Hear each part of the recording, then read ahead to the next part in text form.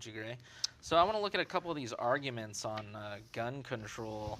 Here's one that I think is pretty sexist. It says more gun control laws are needed to protect women from domestic abusers and stalkers.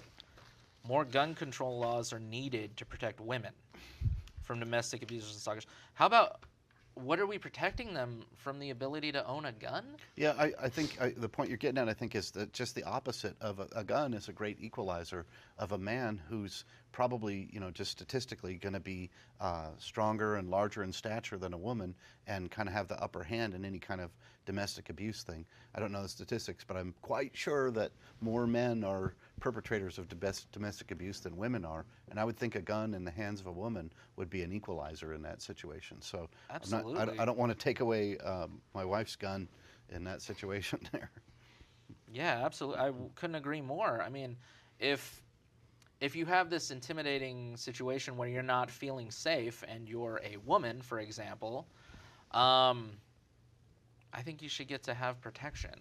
So we need more gun control laws to protect women from domestic abusers. I think that they need to be able to have guns, but I guess that's not what they're talking about. Supposedly they're at risk from men who have, I don't know. I don't even like that we're doing this to women.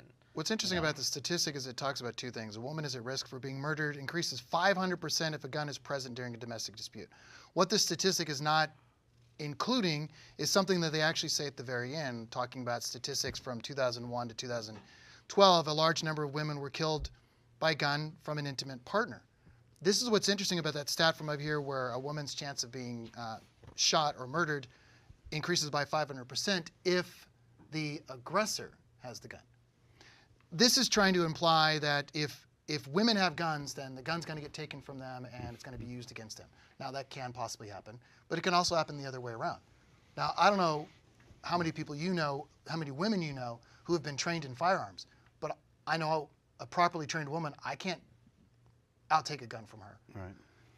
If I'm the aggressor and the woman is trained, knows how to use, and she has positioned herself with a gun, I'm going to leave her alone. Yep. And statistically, what's interesting about what's short in this stat is that this chance of a woman being, increasing 500% is based on him having the gun, not on her having the gun. Because the statistic is actually a lot different when she has a gun and he doesn't. Because as Mike mentioned, it's the equalizer. Because he's right. Physically speaking, most men are physically more powerful than most women. There are some exceptions, but for the most part, that is true, physically speaking. And so the gun makes it an equalizer, where if she's properly trained, he's going to think twice. He may be thinking, okay, I can out-wrestle her, but she's trained, she has a gun. And that stat completely changes. You're absolutely right. We're talking about some other stuff here.